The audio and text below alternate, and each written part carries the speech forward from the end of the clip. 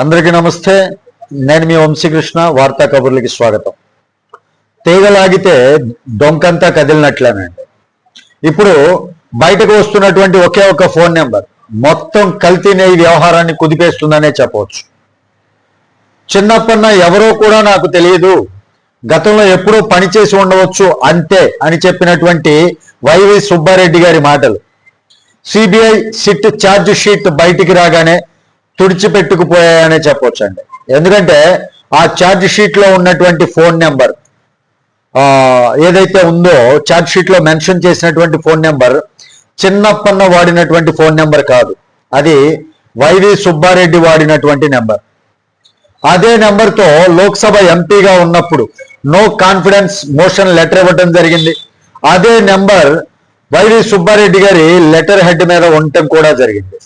అంటే ప్రశ్న ఏంటంటే, చిన్నప్పన్న సుబ్బారెడ్డి గారి నెంబర్ వాడా, లేక సుబ్బారెడ్డి యొక్క మాటల్ని చిన్నప్పన్న చెప్పాడా?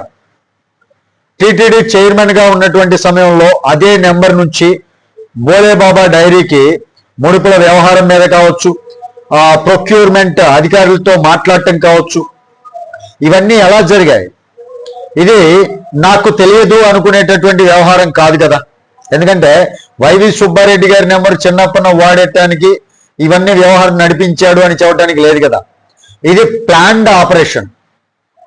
కింద వాళ్ళు చేశారు అని చెప్పి 235 కోట్ల రూపాయల కల్తీ స్కామ్, కల్తీ నెయ్యి స్కామ్ చైర్మన్ కి తెలియకుండా జరిగిందా అంటే ఇది అసాధ్యం. 100కి 100 పాళ్ళు అసాధ్యం అనే చెప్పొచ్చండి. చిన్నప్పన్న పేరుతో సుబ్బారెడ్డి నడిపినటువంటి వ్యవస్థే ఇది అనే అనుమానాలు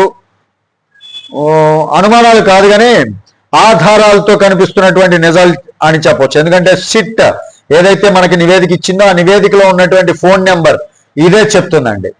ఇక ఇక్కడే కథ ముగేదండి మనకి. ఈ వ్యవహారాన్ని కాపాడేందుకు బీజేపీ నేషనల్ లెవెల్ నేత రాధేశ్యామ్ పేరు ఎందుకు వినిపిస్తోంది? అమిత్ షా దృష్టికి ఈ మొత్తం స్కామ్ వెళ్ళింది అంటే ఇది రాజకీయంగా, ధార్మికంగా ఇక ఆగే కదా అంటే కాదని చెప్పవచ్చు. అంటే కల్తీ నెయ్యి వ్యవహారం ఇప్పుడు కేవలం అవినీతి కాదు, హిందూ ధర్మంపై దాడిగా మారిందండి. ఇక ప్రశ్న ఒక్కటే, సిబిఐ సిట్ చిన్నప్పన్న దగ్గర ఆగుతుందా లేక సుబ్బారెడ్డి దాకా వెళ్తుందా? నిజం త్వరలోనే బయటపడబోతుందండి. ఎందుకంటే సిబిఐ సిట్ ఏదైతే ఛార్జ్ షీట్ లో దాఖలు చేసిందో ఆ నెంబర్ వైవి సుబ్బారెడ్డిది. ఇక్కడ వైవి సుబ్బారెడ్డి ఏమంటున్నాడు? చిన్నప్పన్న ఎవరో కూడా నాకు తెలియదు,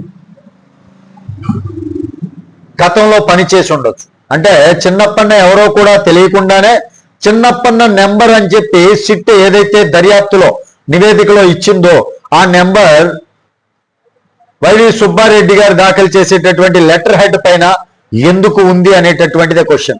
మీరు వీడియో మొత్తంలో మీరు గమనించుంటారు, లెటర్ హెడ్ కనపడుతూనే ఉంది. ఈ లెటర్ హెడ్ మరి వైవి సుబ్బారెడ్డిదా లేక చిన్నప్పన్నదా మనం తెలుసుకునేటటువంటి అంశం. ఇక్కడే మనం గమనించాలి, వైసీపీ ఎన్ని నాటకాలు ఆడుతుంది, ఏ విధంగా బుకాయించి చిన్నవాళ్ళ మీద ఆ నేరాన్ని మోపి వాళ్ళు తప్పించుకోవాలని చూస్తున్నారు అనేటటువంటి వ్యవహారం. ఈ మొత్తం వ్యవహారం మీద మీ యొక్క విలువైనటువంటి అభిప్రాయాన్ని కామెంట్ రూపంలో తెలియజేయండి. వీడియో నచ్చితే లైక్ చేయండి, ఛానల్కి సబ్స్క్రైబ్ చేసుకున్నాను కొంచెం సపోర్ట్ చేయండి. తిరిగి నెక్స్ట్ వీడియోతో మిమ్మల్ని మీట్ అవుతాను. అప్పటి వరకు సెలవు. జై హింద్.